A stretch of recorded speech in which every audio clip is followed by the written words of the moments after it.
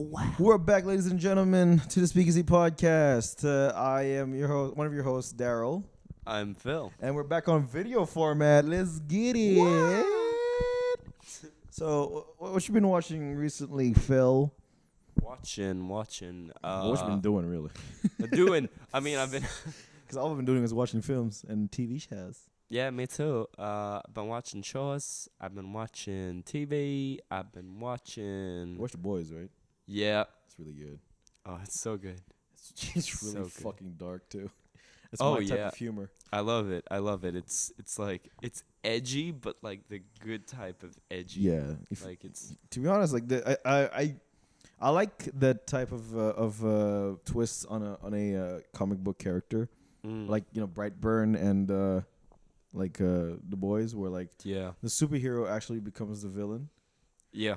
So it's like it makes a change in pace, and like you don't really vote for the villains now. You vote for the vigilantes who are trying to. No, you don't vote for the heroes anymore. You vote for the vigilantes who are trying to beat the heroes. Yeah, and it's also like it opens your eyes to the fact that like superheroes, if they were like not completely good, Yeah, if they were real. they'd be terrifying. What would you do if they were real? I don't agree with some of the takes where like in The Boys, almost everyone like in the Seven and in a lot of the other like almost all the heroes are assholes. Yeah.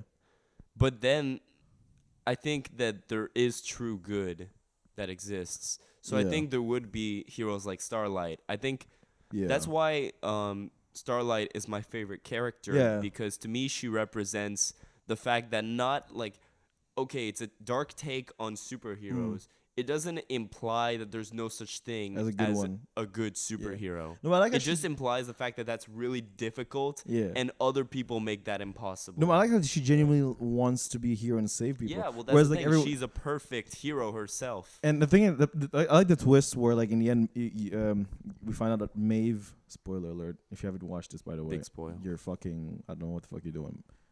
You have no life. But actually, I have no life for watching this shit. So but yeah, no, I like also like how they revealed that Maeve used to be like Starlight, and she used to be like the sort of Starry-eyed. the very optimist optimistic, and- you know, very passionate person, and until she realized, I kind of want to see it because like how they hinted at the origin of Homelander, how he was like an orphan or whatever. Yeah, farm boy and everything. Yeah, and so I kind of like how it was like a Clark Kent twist and like sort of like the evil, sort of, what if Lex Luthor basically was the one.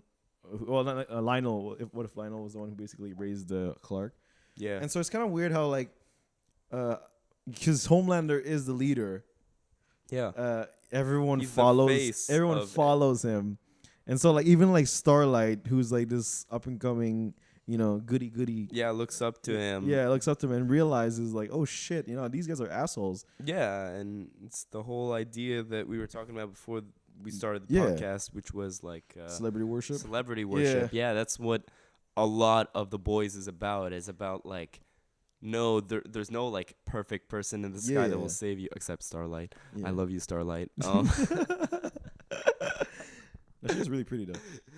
Oh, I was just talking about her as a person. But there's a person too. Yeah. Both inside and out. She's She's she's like a great suit too. yeah. She looks a lot like a. Wait, which one though? Because there's two suits.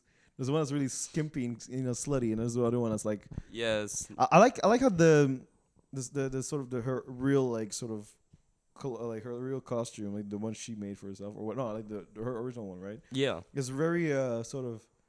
It reflects her sort of childish nature of like innocence. Yeah, and, it reflects how much of a like an idealist she is. Yeah. and, Whereas like this more skimpy outfits, more like. it reflects the Seven. Yeah, exactly. I like that sort of Yeah, sort of it's him. interesting. That's something I really, really like also is costumes that reflect the state the of mind, inner state yeah. of the character and like yeah. And also, yeah, the thing that I liked about Homelander's costumes where he was wrapped around the flag, and he's basically like, because he was like, oh, I was gonna think like, oh, before you wanted me to wear like a red cape, whatnot, and then actually it would have been better if it was the cape, the flag.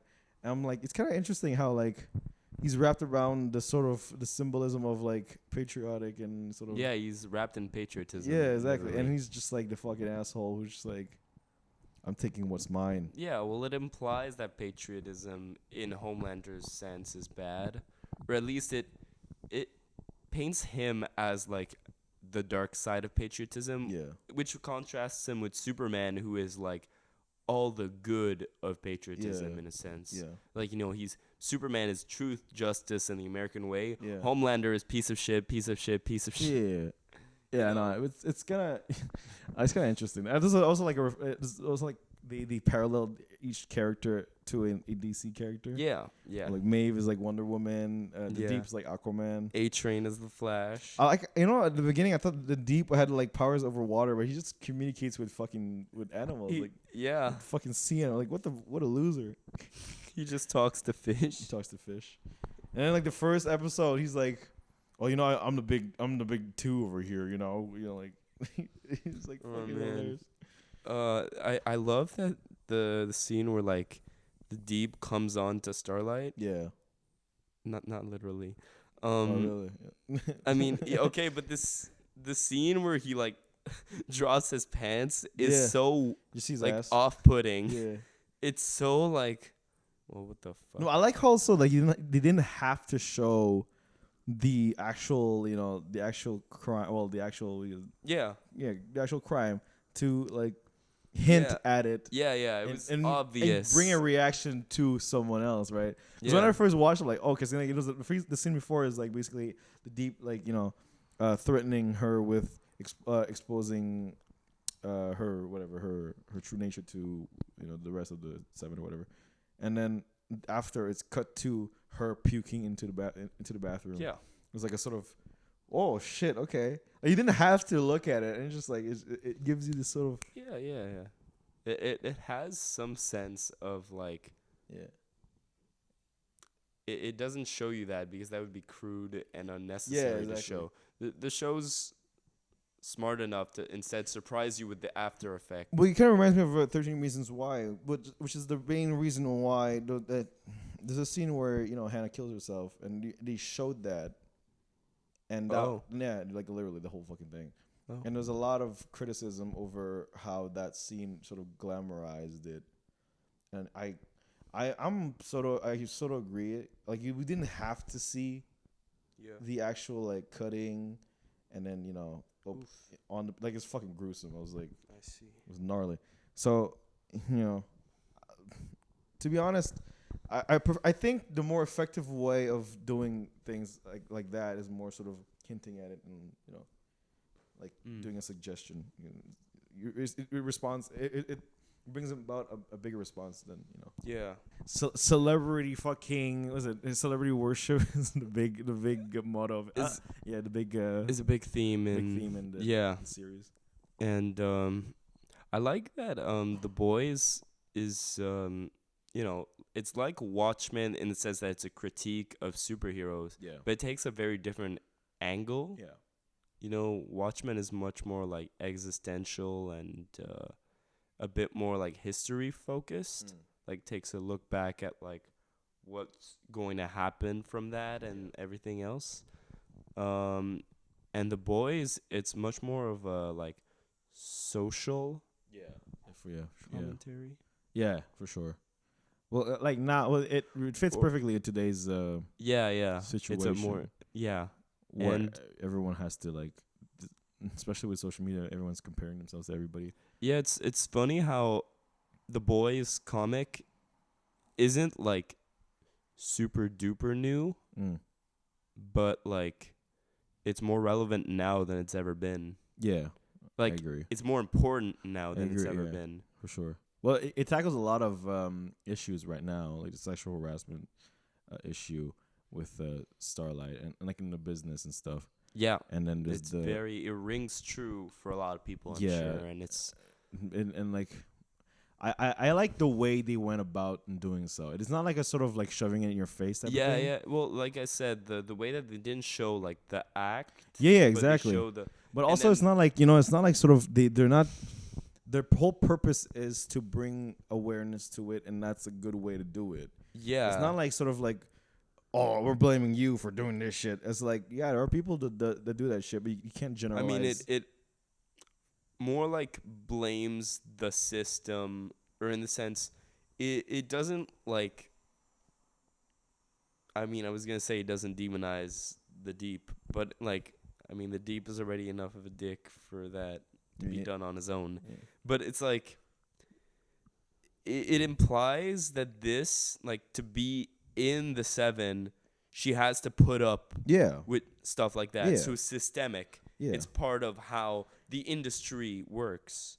Well, yeah. Oh, yeah. It reflects that. Yeah, it reflects like the whole. So it puts more like that part of the blame, or at least the fact that she has to put up with this. Yeah. Is due to the system. Is due to the way the world is, and she's too much of an idealist, and like too much of a good-natured hero to think that that's the reality of things. Yeah, and to back down.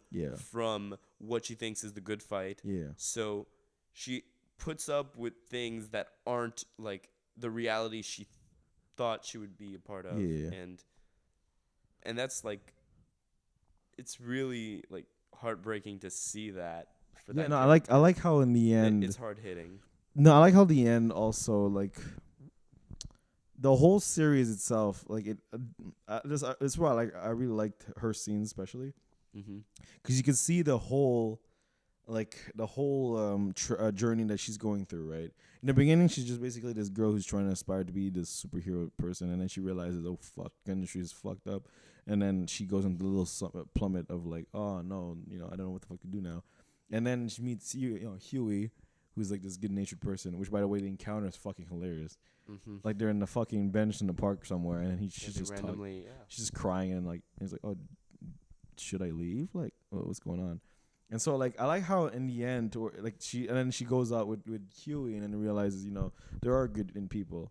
Yeah, there that's good people in the world. Something I like, and it's kind of like exactly what I said earlier. Is that is the realization that there are good people in the world, and that's the characters you follow. Yeah, exactly. And then also like later on they realize that Huey was just using her in the beginning, like the typical Hollywood shit, where like in the end it's like, oh yeah, well turns out the guy only used you for this, and then the guy's like, yeah, but going about using you, I started feeling actual like interest in liking you. So it's kind of like still kind of effed, but But yeah, no, like I feel like nowadays with social media, that's a very sort of relevant topic where everyone's like looking up to people who are like this sort of they see these people as very almost like supernatural type people.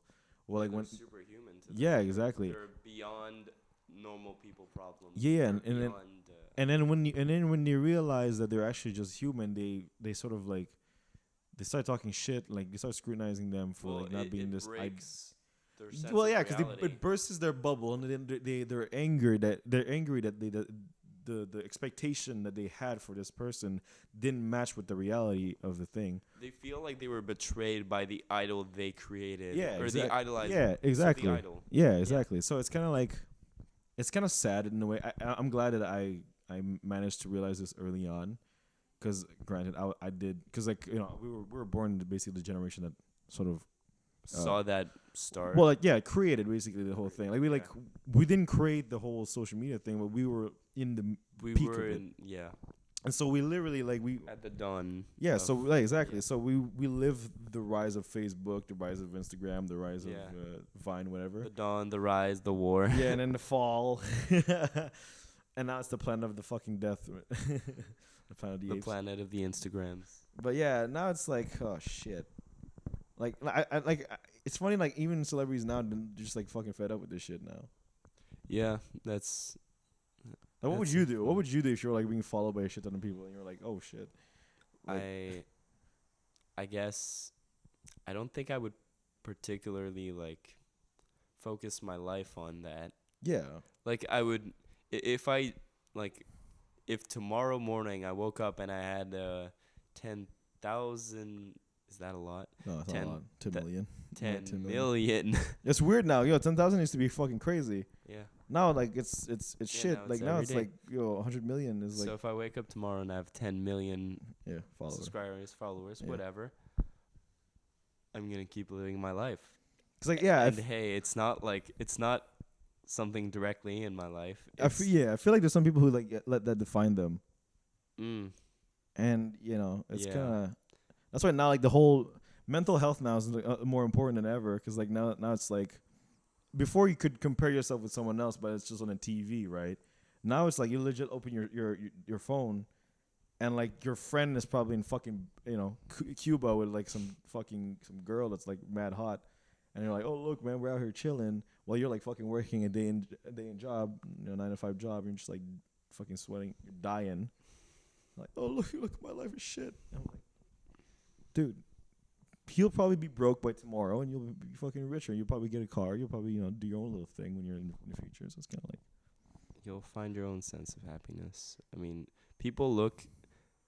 I think a problem is that people are looking for their own sense of happiness in other people's happinesses. Yeah, sure. We don't even know if those people are happy. Yeah, but like, assume they are. Then you stake your own happiness into that same type of happiness. Yeah. You don't know what's gonna bring you happiness. Yeah. Or you don't know if it's the same way. Yeah. Yeah. Exactly. Yeah. So that can be a bit toxic, I feel, for some. Yeah, it is. Like, yeah. Like, there's a lot of like even VidCon now. It's like a very big thing in Los Angeles. Yeah, VidCon is huge now. You're going to LA, right? Yeah, I'm going to LA soon. Yeah. Fuck, you're gonna meet all these people. Have fun. I don't think so. I'm a nobody. You're gonna have fun. I meet all these vloggers. Don't think so. But I don't think they got time for old me. Little old you. Yeah. But yeah, now it's kind of like, it's kind of depressing to meet up with people nowadays. It's like, oh shit, you expect something from them and then you realize they're not like that at all. Well, that's why I like that we have art forms right now that are exploring this, a bit of an anxiety we have in relation to like having worshipped people. Yeah. We have a lot of art forms and a lot of like new series, movies that explore that in depth. And I think that's something we really need right now. Yeah. Is somewhere to channel all of our lost thoughts and somewhere where we could like find just hang, let's like relax and just like be immersed into something else. Yeah, well, escapism has a heavy hand in helping us like flee things that are clouding our mind. Yeah. But I'm also thinking of like things like The Boys where that's directly addressed, you know? Yeah. And I told you how much I love Spider-Verse. Spider-Verse tackles this as well, where like Miles has to deal with, he's not exactly Peter Parker. Yeah. Even though like he looks up to him, but he's trying to be like him. He wants to be like him. Yeah. He learns not to be like him. Yeah, be the best him. Yeah. And that makes him on equal footing. Yeah, with or Peter. even better. Or even better. Yeah. He's the best Miles. Yeah. He might be one of the best Spider-Man. Yeah. And that's a important theme in Spider-Verse, and I think that's also one thing that makes it very relevant. It's for sure. It's not like it's something that has. There's a lot of people trying to compare themselves to someone else, but it's like, follow your own lane. Yeah, make your be own the best you, not the best him. Be the best you. But I agree with the Miles's. Yeah, also because like even everyone else was like, all of the other Spider-Man, the Spider. Yeah, the Spider characters. Yeah, they're like trying to make Miles realize that being himself is more than enough. These are all characters that have already gone through their origin. So Miles is just the new person. Exactly. They all had to figure that out. They've all figured this out, and they know they can't just tell him, be like me. That's what. There's a scene where they're all waiting for him outside of his room. Yeah, they were like, he's gonna find it. Yeah, he's gonna find it at some point. And then it might be later. You know, like Miles didn't find it then. When they were all waiting for him to. Exactly, but he found it out later on. And everyone in their right time and place finds themselves. And he did the little shoulder thing. The shoulder touch. Hey. touch. Yeah, that shit's fucking effective as fuck. It's great. You sent Kingpin flying ages, man. Jesus Yo, send him like a bowling ball. But yeah, I like how the way he portrayed Kingpin in that series. Oh yeah, I love big block. He's this big block. He looks so like exaggerated. Yeah, I love it. No, it's like where are your legs, bro? What happened to your legs? You skipped leg day. Oh my gosh. But I don't know. He looked really. I don't know. He looks really threatening though. Oh yeah.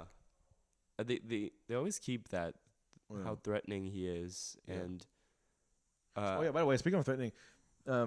You know how much I'm a big fan of Transformers. It's a guilty pleasure of mine, yes. and everyone who hates that shit, well, go fuck yourself. But I don't know, because growing up I really liked Michael Bay. I grew up watching Michael Bay, basically. Fucking Bad Boys 2, and Transformers, all that stuff, and Steven Spielberg as well. But the thing is, when when the reboot of Bumblebee came out with Travis Knight, right? Yeah. The reason I didn't really like I like the movie as a whole because it's independent. The reason I didn't really like it because Bumblebee didn't look threatening enough, and I get that he's supposed to be looking like a Bumblebee, like cute, right? He's supposed to like reflect this whole Bumblebee-esque character where like Decepticons are assholes, and then he looks more like a child. Yeah. But like the thing about the Bay version of B that I really liked was that he legit looked like a protector. Like if someone would fucking attack, Sam or whoever, he would actually. He looks like a weapon. Yeah, he looks like he would beat the shit out of him. He looks like a teen. Well, granted, you could argue that Bumblebee movie was pre Sam Witwicky, right? And be like, okay, so like that's him when he was a child, and Bumblebee when he was with was it Sam? He's a teenager, because he has tantrums and all that shit, whatever. Yeah. But I get that, but it's like sort of. The way he looks kind of looks too much like even the Iron Giant looked fucking badass. When we first came out, I'm like, yo, this shit fucking looks crazy. Yeah. Like, by the way, the animation of it's fucking crazy, man. And like it could have been created like last week. Yeah, I agree.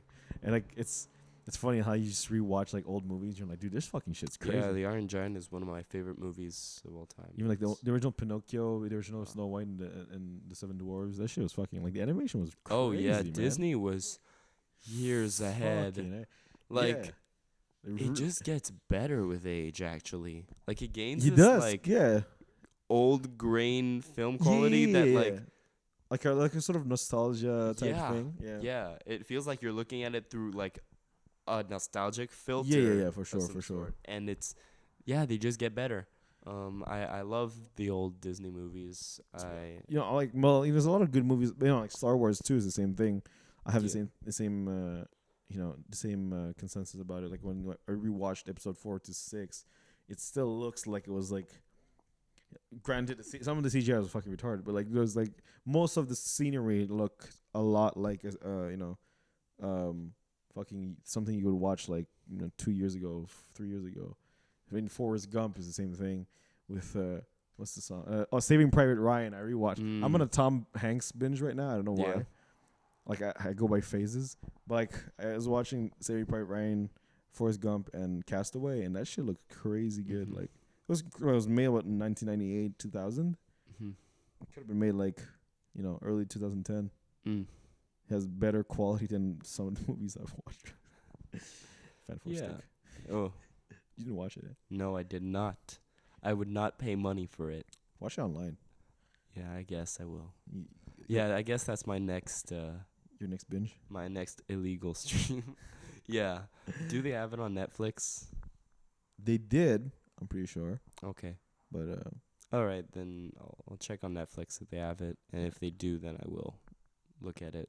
All right. I'll take a quick break real quick. All right. All right.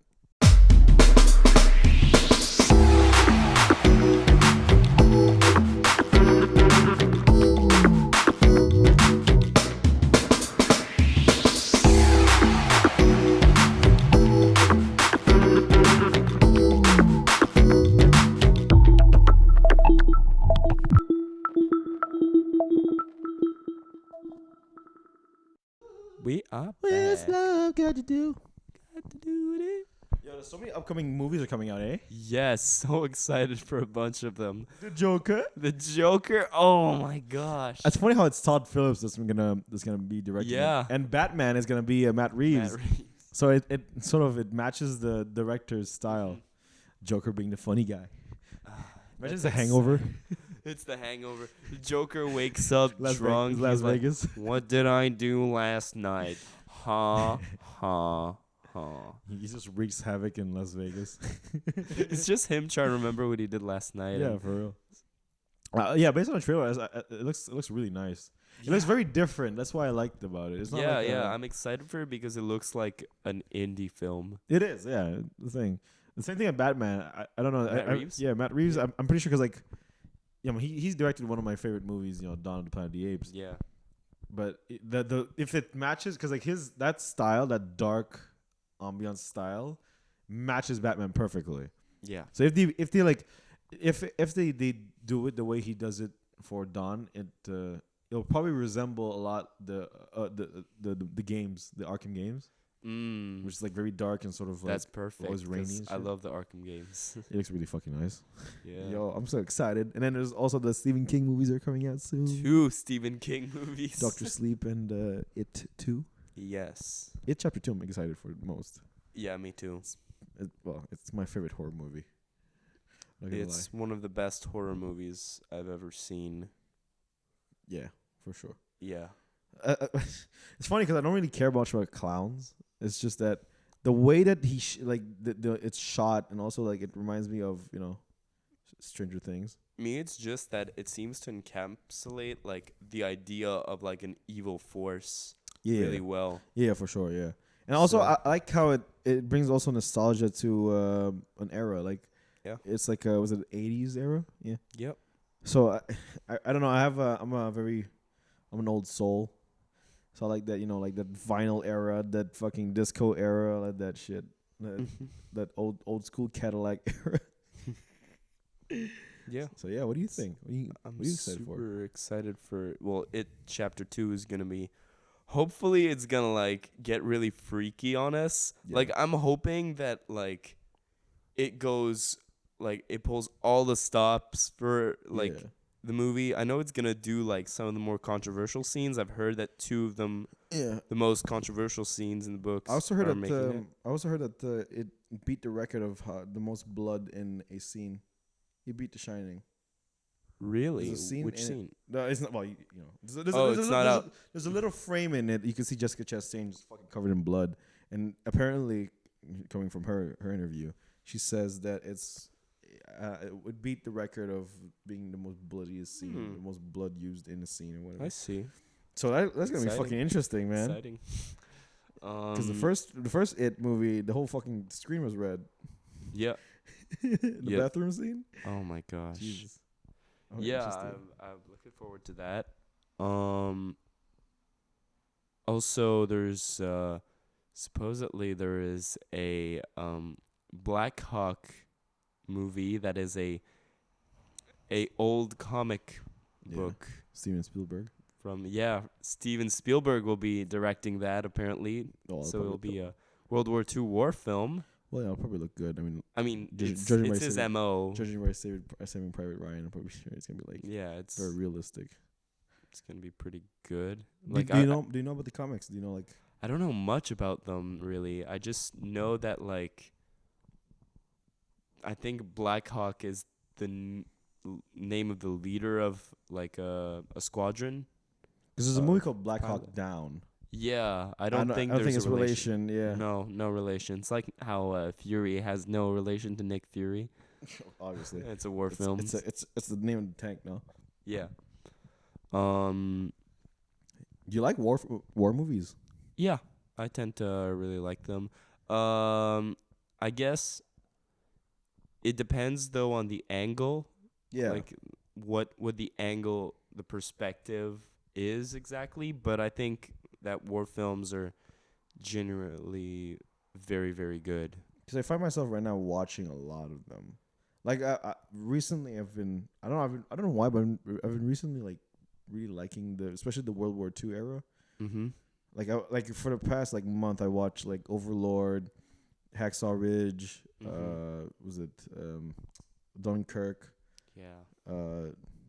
Saving Private Ryan, and also like it's weird because usually war movies is kind of it's off-putting because you're watching people die basically, and especially because it's based off of a true story. You're kind of like, oh shit, it's kind of gruesome, right?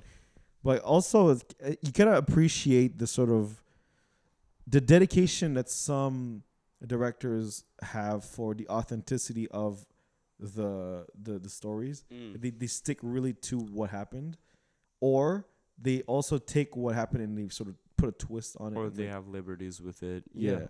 So both can happen. So I kind of like the way most war movies are made in that regard. Yeah, well, I think what I like about some really good war movies like Dunkirk would be like usually it's shot really really beautiful, but it's like it's gritty as hell. Yeah, it matches the scenery. It matches the vibe of usually it brings a whole vibe that's really it's very really colorless, it's very unsaturated. Yeah, it's very gray, it's very gravel. Yeah. Is what I think of. And yeah, I really like that from war films. Yeah, they definitely have a place in my heart. Funny enough, it's like cause I don't really watch Brad Pitt movies, right? So I'm not. I wouldn't say I watch Brad Pitt movies, but I like when Brad Pitt is in a movie nowadays. I don't know because he always surprises me. Well, yeah, like Once Upon a Time in Hollywood. Yeah. Speaking of, what'd you think? Oh wow, I really really loved it. It's up there for me. Yeah, me too. It's probably top 3 Tarantino movies. I think it's my third. Probably, yeah. Yeah, that's maybe a discussion for the time, like about all like our Tarantino rankings. Yeah. But it's certainly up there for me. Yeah, for sure. And it also like it calls back to a lot of the previous Tarantino movies. That's true. It feels like a penultimate. Well, because it is before it's his last. penultimate movie. It's penultimate it really does feel like that. Yeah. It really remixes. It's basically like sort of Infinity War before the end game. Yeah, it feels like the Infinity War. Because because apparently he's gonna do another. I don't know. I heard this somewhere that he might make a third version of a volume of Kill Bill. I've heard he was making Star Trek. He wanted to, I think. Yeah. I don't know if he's gonna. Because that'd be kind of. I don't know. It's up to. Because like if Tarantino taking on sci-fi, it feels like the one thing he hasn't done. His entire filmography is sci-fi. Basically. Well, like especially Reservoir Dogs is the biggest sci-fi movie I've ever watched. Yo, Mr. It's Orange, fiction.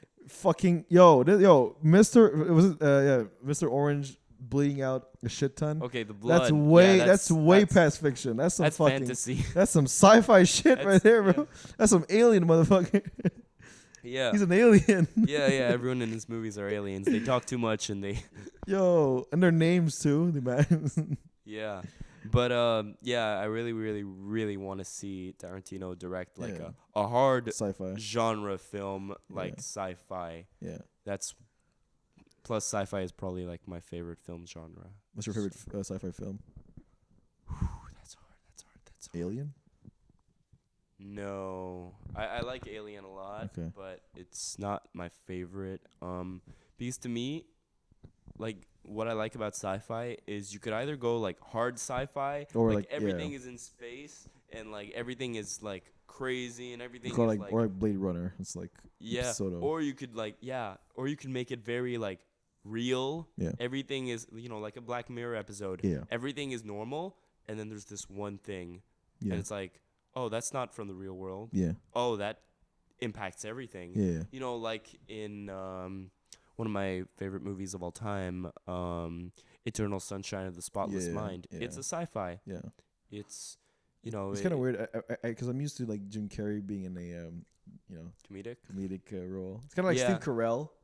When he occasionally. For me, it's like Adam Sandler. I've always hated him until I saw this one movie. Which one? Where he was. I don't remember the name, but I will tell you. It's just him. Like it's just family drama. He's just a guy in a family, and it's some serious family drama. and it was actually good. And I was like, geez, that's like surprising. I can name 3 of them that are exactly the same description. That's My Boy, Click, and what's that one with the... No, Click's a comedy. Well, there's family drama in there too. No, it's really sad. What are you talking about? Yeah, I fucking cried in Click. Okay, but I'm not talking about Click. But yeah, no, was that one with Cole or Dylan Sprouse? It's I forgot which one it was. Big Daddy, I think, or Daddy something. There's a movie where he takes care of someone's son, and basically then the son basically mimics him the whole time. I think it's the first one you mentioned. Big Daddy? No. What did I say? No, because when I said That's My Boy, that's the one with fuck's his name from Lonely Island. No. That's My Boy. Samberg? Yeah, Samberg. That's the one. No, it's not that. Yeah, no. And the one with Andy Samberg was fucking hilarious, by the way. Well, anyways, to me, I'd compare it to like how Jim Carrey is like typecast as haha funny. Yeah. But like Truman Show, he's both. He can really pull on your heartstrings. For sure, yeah. He really does the tortured man act really well. And yeah, to me the sci-fi element from Eternal Sunshine, well, it's the reason why the plot exists. Yeah. And it makes the whole direction really inspired because it inspires all the camera movement of being inside of his memories. And it's really, really interesting, the quick cuts, because his mind races from one place to another. Yeah. And yeah, I think that's one of the reasons it's one of my favorite movies of all time. Yeah. And the ending is not necessarily happy. It's very it's hopeful. Yeah. It's mostly bittersweet, and then there's a tiny bit of hope at the end, and then it just ends. Yeah. Yeah, so that's why it's like Forrest Gump. It's a perfect example of what you can do with sci-fi for me. Is you could do that, or you can go Star Wars if you want. You know, you can go full out. Everything is alien. Everything is whoa. Yeah. Do you prefer? I'm talking about. Do you prefer the Star Wars series right now or the Star Trek series? Right now. Yeah. So the Star Trek, I'm talking about the one with Chris Pine. Yeah, so Beyond Into Darkness and all that. Yeah, Beyond Into Darkness and the original one. Or the... Either way, I'm going to get destroyed. Like for me... No matter what I say. Because right now, like, Star Trek, for me, massacres. Like... Here's the thing. When I was a kid... Star Trek? It's like Star Trek, yeah. I was way more of a Star Wars kid. But as I grew, Star Wars kind of lost a bit of its gleam. Like, to me, something that's one of the best elements from Star Wars is the original idea of how the 3 protagonists are archetypes represented. You know, like Luke's a knight from poverty who grows. Yeah. Han Solo is the lone, the rebellious gunslinger from the West who's stuck in a different context. Yeah. And, you know, Leia's the princess who is, you know, deemed weak. The princess who is supposed to be meek. But actually has a rebellious soul. Has strength. Physically, she isn't the strongest person, but like... No, but she ends up, like, leading the rebellion. Yeah. Her willpower is the thing. Characters that, like... come from archetypes and that enter the whole you know, like Vader himself is some sort of dark samurai, Dark Knight, some sort of the Dark Knight. The Dark Knight. I'm Batman. But you know, I like that idea, and that's something that made me really, really dig Star Wars for a bit. I even had the Legos, man. Legos. Oh yeah. I didn't like the small ones. The little Legos, like I can't fuck with it. Man, I love. You'd step on that motherfucker and you cry. Yes. The big I was ones. nimble. The big blocks. I was agile, so I would never have to step on one. Yeah, me too. When I wake up in the morning, man, it's just like forget it. But that's why you clean up your Legos before going to bed, or else you die. Yeah, it's a death trap. Yeah, it's worse than a mouse trap. I like the big blocks because I could create like guns with it and actually play like, you know. I would pretend I'd be like a space trooper or some shit, and like cool. But yeah, I was more of a Star Wars fan when I was younger, but because of my dad, because my dad likes Star Trek. What is he really? Yeah, He's a big fan of it. Like not a immense, but he knows like a bunch about it, and he liked it a lot when he was younger, and so like it got me to watch a few, and I think like to me like the good Star Treks, like the best ones are like really really good. Like Wrath of Khan, the original Wrath of Khan is really good. Yeah, it's a really good film. Or at least it's a very the Into Darkness one with the Into Darkness Khan is a pretty remake. Good. Well, it's pretty fucking good. I think I have like things I like and things I like less. Yeah. But I think nowadays Star Trek appeals to me more. Yeah, me too. Definitely. I think it's the fact that there's an actual like planet Earth. Yeah. It's not completely fiction. It's not well. It's not. Yeah. It has the element that it is like why they're human. Yeah. Looking, they are human. And also like how each species has their own like little like culture. Yeah. And also like there's also like interracial hookups. Yeah. Like every single planet is like just chilling. Yeah. They're just like amongst the universe and just like we're good. Yeah. It's like like there's the main duo of characters in the original series with Spock and Kirk. Yeah. That's very interesting interplay. Who did Patrick Stewart play? Patrick Stewart plays Jean-Luc Picard. Who's that? Who is the captain in the Next Generation TV show. Okay. And the Next Generation is widely considered one of the best Star Trek properties ever. Oh, is it? Because really? it's a long-running TV show. Yeah. Where he's the captain the whole time, and like. So it's after the. It's after, but it's canon. It's part of the whole thing. Yeah. It's and after. It's the. Yeah. And the thing is, it's more like. It's not as. It has drama. Yeah. And it has like an ongoing story. Yeah. But like, every episode is pretty good, and it's like. Yeah. It's always like exploring a new alien culture and like new hijinks on the ship with all the crew members, and that's like, I think that's also peak Star Trek. Because I did watch a few of it, and that's pretty funny. Plus, like, Picard is a like really good character, and like he's human, right? Yeah. Okay. Yeah, exactly. He's the human lead, and like you get to have like. Goddamn humans. And it's funny because he's a super like cultured character. He makes references to Shakespeare, and everyone's like, "What the fuck is that? What are you talking? Who is Shakespeare?" And like, why are you saying that? He's like theatrical, and it's like, Oh, speaking, yeah. And it's really like cool because it makes him like he's a gentleman. He's very suave. Yes, exactly. He's the definition of a suave man. Speaking of Shakespeare, I've been watching. I don't know why, but I watched Shakespeare in Love recently. Oh, yeah. With Gwyneth Paltrow. Yeah. How was that? Because I watched it beforehand in high school, and then I rewatched it, and I was like, interesting. I like the take. I really like period pieces in general, really. Yeah. So when it comes to like watching a period piece, to me, I have like a sort of, like my favorite era is probably 90s. So it's just like, no, not 90s, sorry, 20s. Like in the Speakeasy era.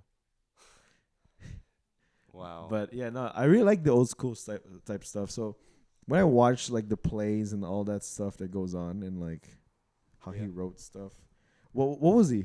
Because I know he couldn't like write well. No, what is he? Was it Shakespeare? Was he? Is it arthritis? I don't remember, but because I know he had a deficit. He had something that was wrong with him. Something was wrong with him. Wow.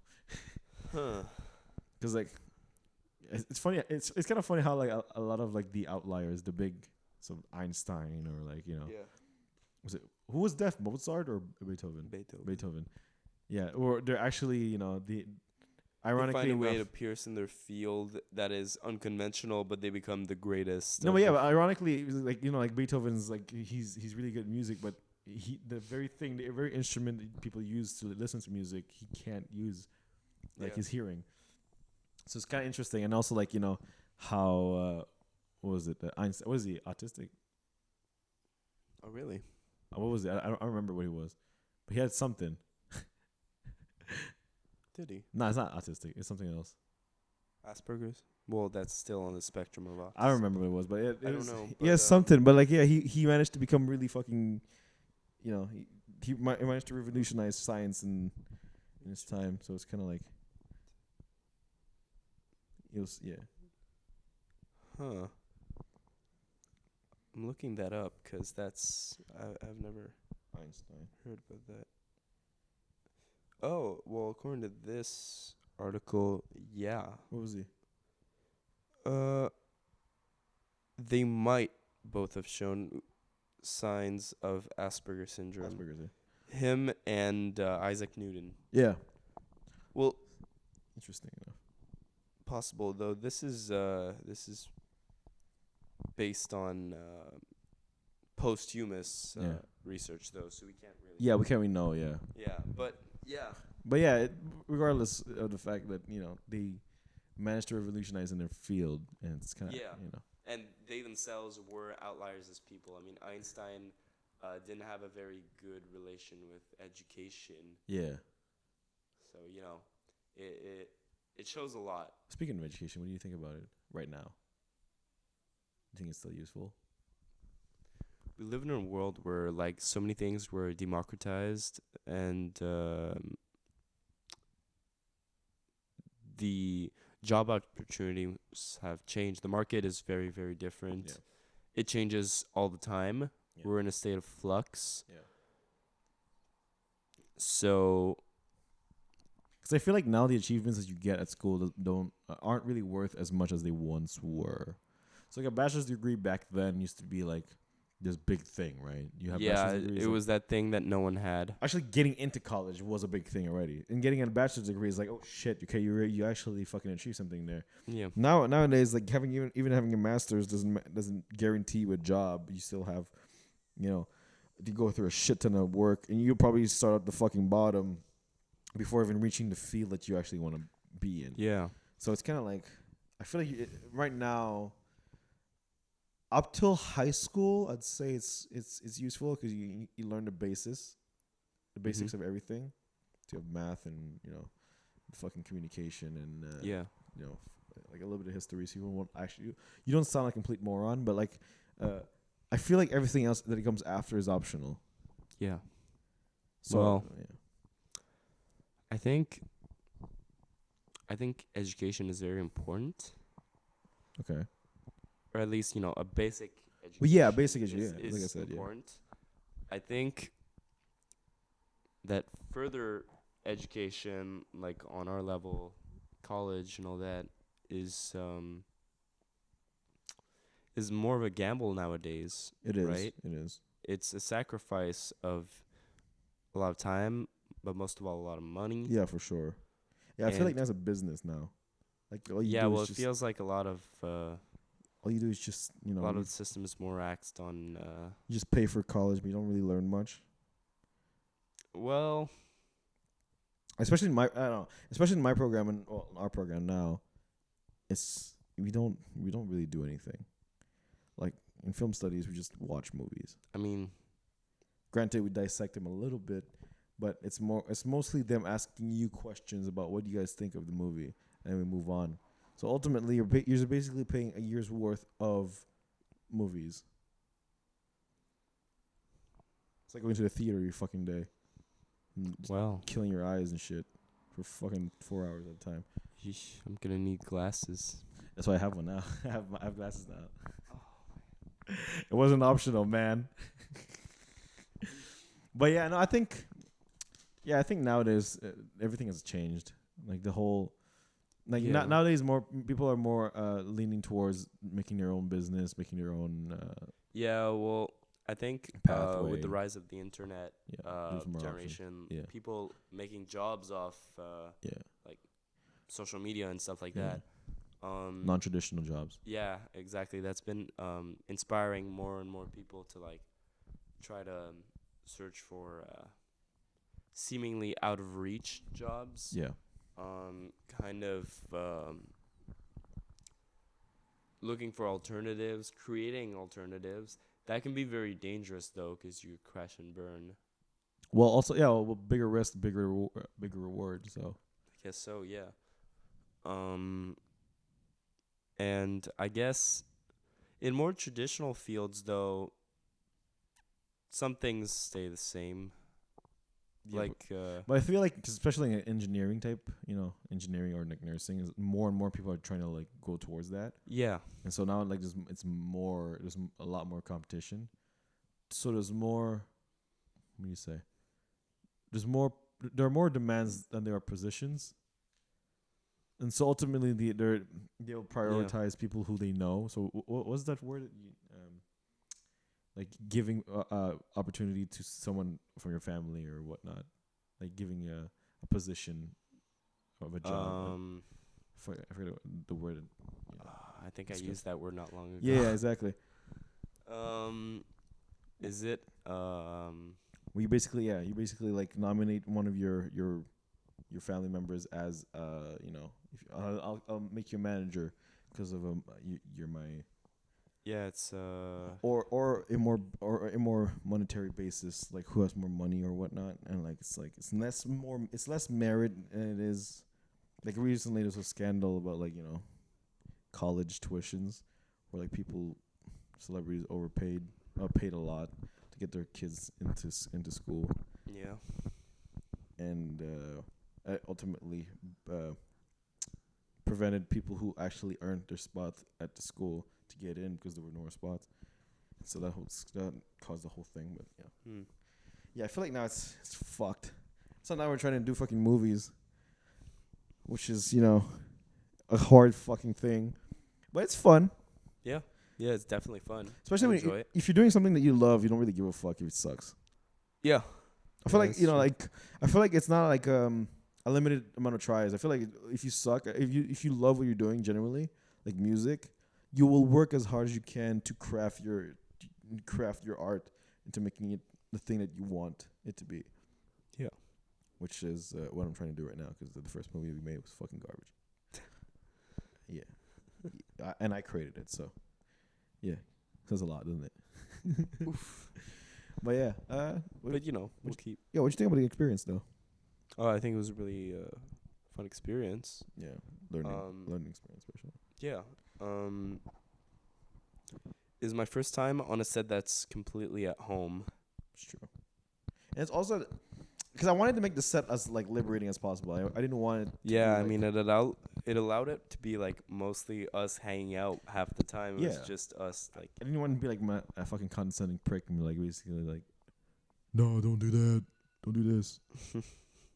It allowed us to take our pace. Yeah. Like to go with our pace to go through the whole process. Yeah, for sure.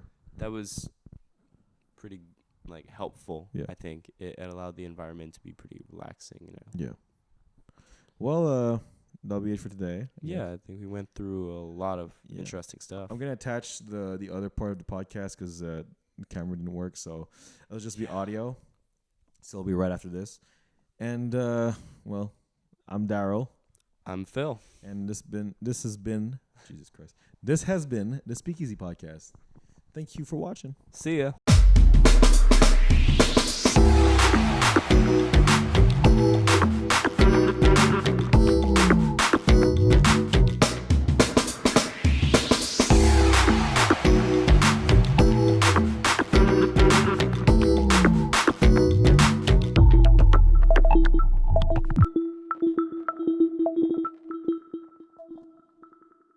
I'm Daryl. I'm Phil. And yeah, man, we're back. How's it going?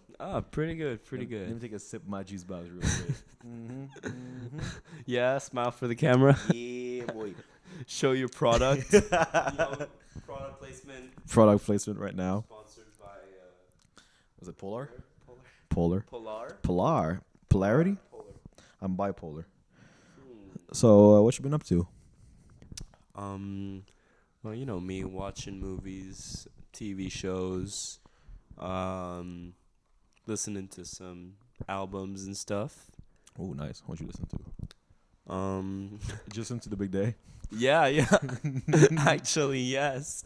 I actually fully listened to it. Oh, really? The whole thing? Did you like it? No. Oh, really? That bad?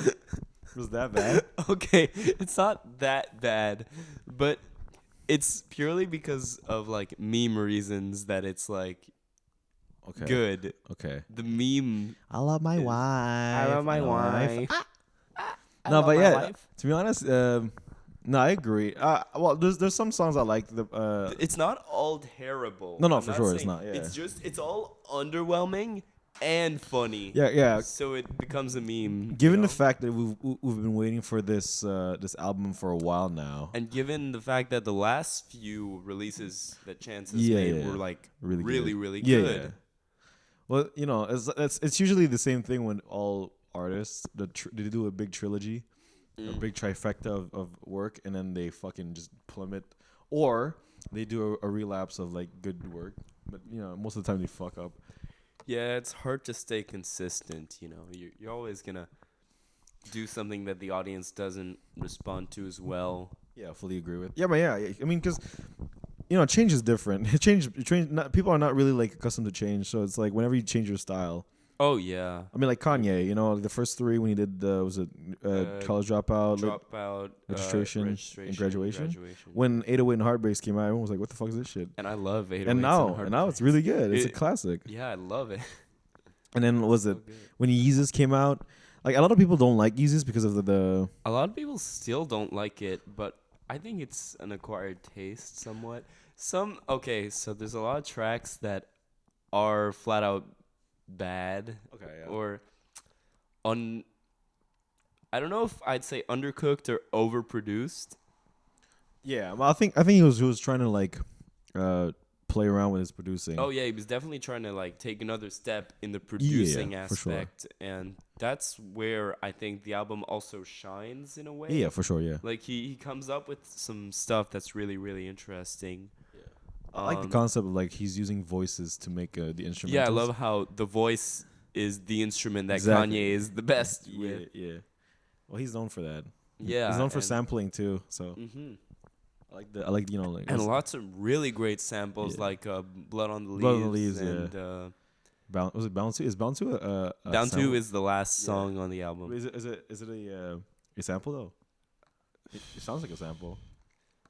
I think it is. The falling in love. That part? Yeah, I also think there's a beat that's sampled. Probably. Yeah, probably. I think that might be sampled. Yeah. But yeah, what tracks did you like about The Big Day? Or what didn't you like about The Big Day? Okay. Aside from the corniness. Okay. So, what I can't say what I liked because what I liked was the corny lines. No, really, they're fucking funny. There was one. There was. I'll pull some in the opening song. I remember it's like. There's something as big as Diddy Kong. Yeah, and Diddy Kong is the small one. Exactly. So everyone who does the reviews are like, "Yo, does he know that Diddy Kong's a small one?" Like, right? I think he meant Donkey Kong, but like, I don't know. I don't know if that was like, did he intentional or just by accident? Because it just sounds better. Yeah, but what? Yeah. What was the point? And then there's like it's Daddy Long. It's Daddy Long. What is that? What does that mean? Daddy Long Legs? I don't know. I don't know. I don't know the reference. Jesus fucking Christ. But yeah, I like the song right after it. Do you remember? Yeah. I like the melody of it really like. It sounds really good. I really liked it. It's kind of like the same feeling I have for this album is the same feeling I had for. Logic's album, where it's like there's some good aspects of the whole album that makes the album like stand out. Yeah, like most of the stuff that he says is very repetitive. Yeah. So I mean, especially when it's like 16 track long, a 16 track list. Yeah, I think that's. So yeah, it's pretty long. And also. He brings a lot of like interesting features this album. I mean, like there's John Legend, right? Yeah, at the beginning, first one. But every time there's a feature, the feature outshines him and makes him look even worse. Yeah. And some of the features are just bad. Yeah. But some features, like Nicki Minaj, yeah, what was that song? That was pretty good. She has a really, really good feature. Yeah. But it makes Chance look like an amateur. Yeah. Like, I don't know. I get that. And I've heard some people didn't like the Nicki verse, Nicki but verse. Well, I really liked it. There's always controversy with with songs and movies and whatnot. Mm-hmm. I mean, it's personal taste, really. But Of course. But to be honest, there's a lot of people who are really harsh with their verdict on like. Oh yeah, like Fantano giving it a 0. Giving it a 0 out of 10. But no, I wouldn't. To be honest, like I don't believe you can give a 0. Like I give it an effort. Like for an effort, at least at least. Yeah, well, something. that's like on the me, basis that he wrote songs. Period. Yeah. I don't think he can get a 0. No, but to be honest, I liked.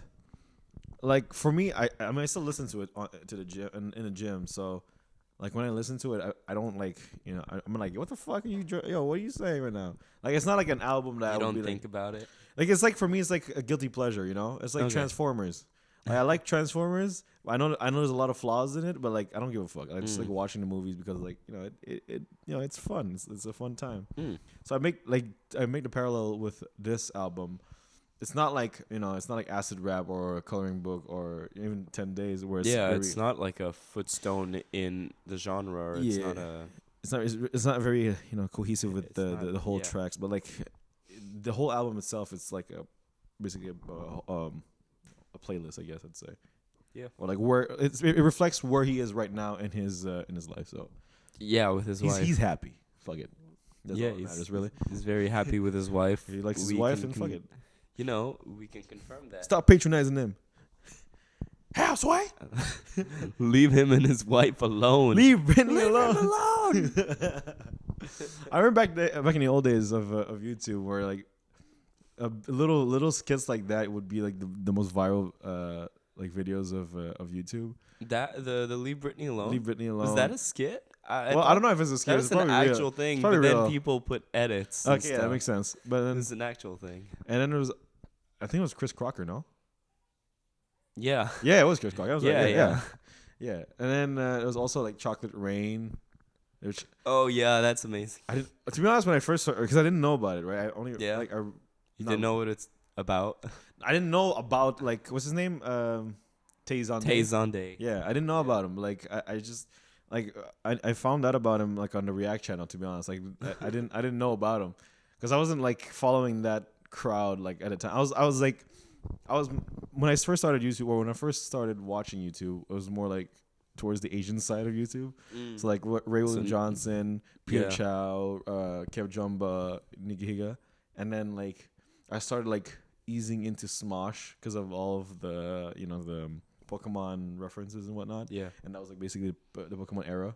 The new Pokemon era. Now, yeah. Well, I want to talk about that at some point about how what? Pokemon is like not a fad, but like an event that happens for like every like 3-4 years. Like Pokemon does something and everyone goes in on it. It comes back like when it did with Pokemon Go. Yeah. Like everyone, even if you don't know what Pokemon is, you know what Pokemon is. Yeah. No, there's some people that's really funny because there was some people that they were playing Pokemon Go, and then I was like, it was the first 100. Was it 151? Is it? Yeah. The first 151 Pokemons that were introduced. If Mew is in it. I don't remember, but they were the first to be introduced in the Pokemon Go series, right? Well, I don't know now if they added more, but yeah, they did apparently. But before there was only the 151. And then I was like, hey, I asked this kid because I saw him in the park. I was like, yo, who are you trying to catch? I was like, oh, I don't know. I was just like looking for like this really big dragon type thing. I was like, what the fuck? Like, you mean like a Charizard? And I was like, is that his name? Like, I don't know. I'm like, and then he finds it, right? He's like, oh yeah, this guy. I'm like, wow, this kid doesn't even know what the fuck he's trying to catch. He's just like, yeah, I'm just doing this shit because like people are doing it. It's kind of funny because like back in the day when we had Game Boys and all that stuff, that was like, back then, like Pokemon was a religion. Yeah. Pokemon was like, hey, can you name all 50 in like 10 minutes? It's blasphemy if you couldn't like name. if you couldn't name them. If you can't name like the entire line of all of the starters, who are you? Yeah, exactly. Yeah, it was kind of sad, but also kind of like you get bullied cute. Because you don't know the names of the Pokemon. It's kind of sad. Okay, I don't think anyone got bullied. I think it's just that it was custom that everyone like knew or could recognize a Pokemon by seeing it. You know? You remember was it in the? It was the first original series. Was that Who's That Pokemon thing? Mm-hmm. And everyone would like, because then it became a meme, right? Or Vine, whatever. And then like most people would try to like recognize it, and then everyone's like, "Yo, you don't know who that is, man? That's Ditto. What the fuck?" Like it's like a roast sesh. I think that the Who's That Pokemon is a really good way to train people's minds into for sure to like to recognize predict it's a good way to get your Pokemon known to the world for sure. Yeah, it was one where I think it was, I don't know if Nidoking and Nidoqueen were on a thing. I'm pretty sure. I don't know, but because those two really look alike, right? Yeah. Because only like I think Nidoking has just the horns and he's a little bigger. That always bothered me that they're completely different species of Pokemon further. Yeah, that's. And there's like Ditto, who's just like, I'm everything. I'm whatever you want me to be. But it made it a lot easier to breed though, because you didn't have to catch the opposite sex. You just have to catch one Pokemon, and then you'd be like, oh yeah, Ditto is made for mechanics reasons. Yeah. Well, not actually, because he's from Gen 1, and I don't think you could breed back then, could you? No. I don't know. I remember. No, I think it's a Gen 2. Gen 2. Okay. Breeding, yeah. I remember when they remade Soul Silver and Hard Gold. That was amazing. Because I like the whole Pokemon following you in the back. Yeah, that's the thing. Like, it's about time. Yeah. Like, cause like I when you catch legendaries, you see the scale of them right in the Pokédex. So when you see like a little Groudon like walking behind, it looks dopey kind of. No, but you kind of like, yo, would you imagine is actually following you as a fucking mountain, just like walking? It would wipe out the map. Like it wouldn't make sense. He's walking, turns around, yo, where the fuck's the? You can't have a Wailord behind you. I know. You have was it a Rayquaza just like flying over you? Yeah. Like, hi, I'm just here. Hi, I'd like to enter the gym, please. No. Get out. No, this is my gym now. Intimidate. I'll put some dirt in your eye. Intimidate. Oh yeah, speaking of Spider-Man. Yeah, news. Big news. Oof, the big day. Part 2. Big news. I know how you feel because you really like Spider-Man. Oh yeah. I'm really distraught over this. Yeah, do you want to like give a resume or do you want me to? Yeah, you do it. Okay, so I'm going to try to do this thing justice cuz like all we have is like he said, she said kind of stuff. Yeah. We do though have a tweet from Sony from like a day or two ago confirming that they're like, we're sorry that, was it creative differences? I'm not sure on this, but it's something like, we're sorry that Kevin Feige will not be producing the next 2 Spider-Man movies. Confirms there will be 2 more. I don't think it's at 2, but the contract says he has 2. Yeah. So since they're making another... It's like Infinity War Part 1, Part 2, and Spider-Man Part 1, Part 2. Death of Spider-Man Part 1, Part 2. I am Spider-Man. Oh, no. Oh, no. I'll know what to expect if the gauntlet is in it. Oh, my God. But... Galactus just stomps him. Galactus shows up and instead of eating Earth, he's just like, I'll just take Spider-Man. Yeah. Bye. Yeah. But yeah, basically... Sony is confirming that there will be a next Spider-Man movie, but not with Feige, and that's probably implying not in the MCU, because Feige has produced every single MCU movie, and he has produced many, many Sony movies. Some even he doesn't get producer credit, apparently, and that's what this fight might be about. I've read and watched a video about that, but if you want like more info, watch Comic Pop's discussion on it. It's really in depth, way better than I could do it justice. But basically, apparently, Feige might have had a hand in Spider-Verse and maybe another Sony project, probably Venom. Yeah.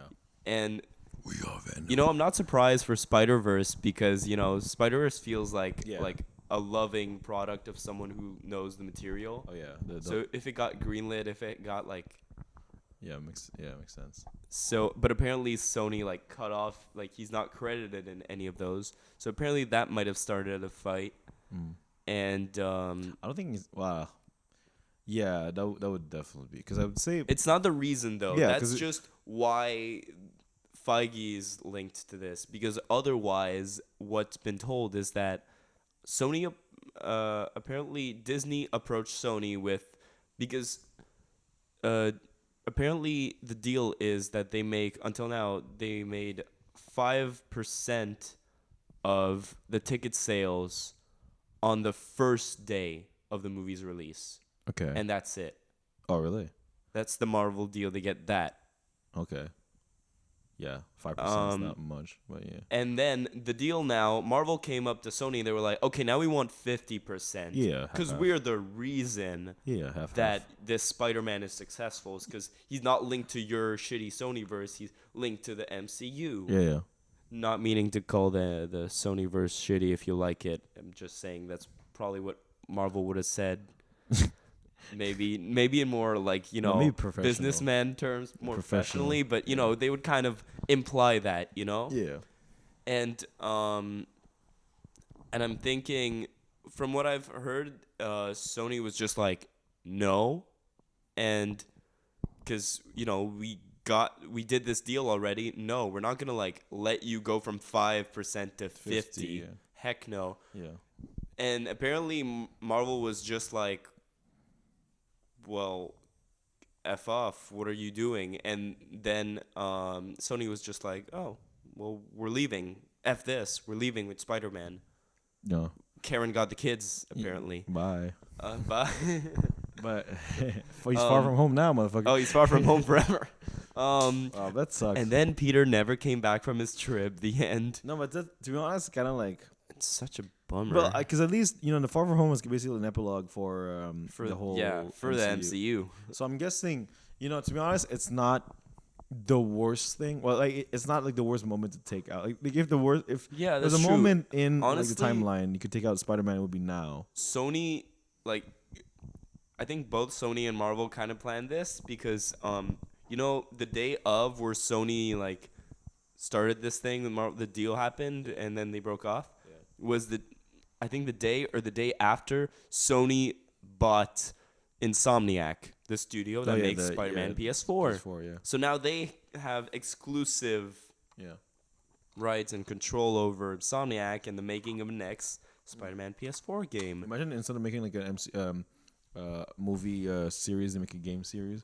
Oh, I think they're gonna do both. Actually, to be honest, it'd be a lot easier, a lot better too, because you get to actually experience the whole story. Whereas if you just watch a movie, yeah, I think Spider-Man works well as a POV character, and that's one of his like main appeals in a way.